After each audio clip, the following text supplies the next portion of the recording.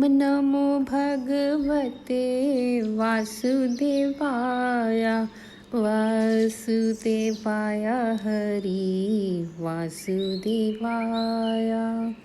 पुरुषोत्तम मास महत्तम अध्याय 11। नारद जी कहने लगे, हे मुने, सब मुनियों से भी महाकठिन ऐसा कौन सा तप उस कुमारी ने किया, सो हमसे कहिए। श्री नारायण कहने लगे, वह बाला सनातन शिव का अत्यंत उग्र तप करने लगी, जिनके सर्पों के आभूषण, नंदी भृंगी से सेवित 24 तत्वों और तीनों गुणों से स्तुति किए गए आठों सिद्धियों और प्रकृति जटामुकुट से शोभित भाल में अद्र चंद्र ऐसा शिव को उद्देश्य करके वे बाला ग्रीष्म ऋतु के सूर्य में पंच अग्नि में स्थित होकर दुष्कर तप करने लगी। हेमंत शिशिर ऋतु में ठंडे जल में स्थित हो मुख जल के ऊपर इस प्रकार दिखाई देती रही, जैसे जल के ऊपर कमल शोभायमान होता है। उसका ऐसा उग्र तप देखकर इंद्र महाचिंता को प्राप्त हो गया। हे अर्जुन, सब देवताओं को और महर्षियों को सराहने योग्य ऐसे उग्र तप में प्रवृत्त हुई ऋषि कन्या को 9000 वर्ष बीत गए। फिर पार्वती पति शंकर ने इसके तप से प्रसन्न होकर अपना अगोचर रूप दिखाया। उस रूप को देखकर वह कन्या झटपट खड़ी हो गई, मानो उसके देह में प्राण आ गए। तब से उसका शरीर जो दुर्बल हो गया था, मानो हष्टपुष्ट हो गया।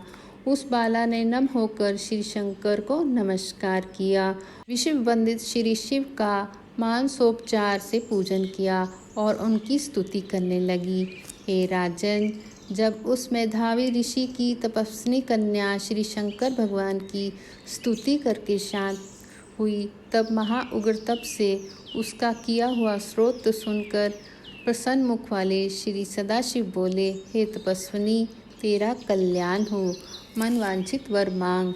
महाआनंद में मगन कुमारी ऐसा सुनकर प्रसन्न हुए शिवजी से यह वचन बोली, हे दीनानाथ, यदि आप मुझ पर प्रसन्न हो तो मुझको ऐसा पति दीजिए।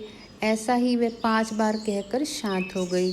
तब शिवजी मुनि कन्या को कहने लगे, हे बाला, तूने जो अपने मुख से कहा है वैसा ही होगा। तूने 5 बार पति मांगा है, सो हे सुंदरी, तेरे 5 पति होंगे।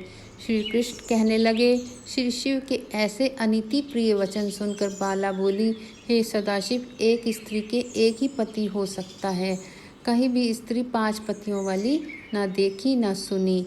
एक पुरुष के 5 स्त्री तो हो सकती है, मैं 5 पतियों वाली कैसे होंगी?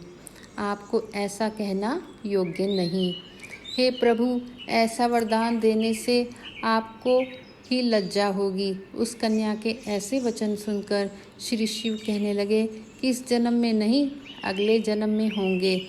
वहाँ तू तपोबल से योनि से उत्पन्न नहीं होगी और वहाँ अग्नि से उत्पन्न सुख को प्राप्त होकर परम पद को प्राप्त होगी। दुर्वासा मेरा ही रूप है, तूने उनका तिरस्कार किया। यदि दुर्वासा कोपायमान हो जाएं तो तीनों लोकों को जला देवें। तूने अत्यंत ब्रह्म तेज का तिरस्कार किया और तूने भगवान के प्रिय पुरुषोत्तम मास का व्रत नहीं किया, जिसको श्री कृष्ण भगवान ने सब ऐश्वर्य सौंप दिया। हे बाले, मैं ब्रह्मा आदिक देवता और नारद आदिक तपस्वी, जिन भगवान जी की आज्ञा नहीं टाल सकता, तूने उनकी नहीं पूजा की और अनादर किया, इसलिए तेरे 5 पति होंगे। हे बाले, जो पुरुषोत्तम मास की निंदा करता है वह घोर नरक में जाता है।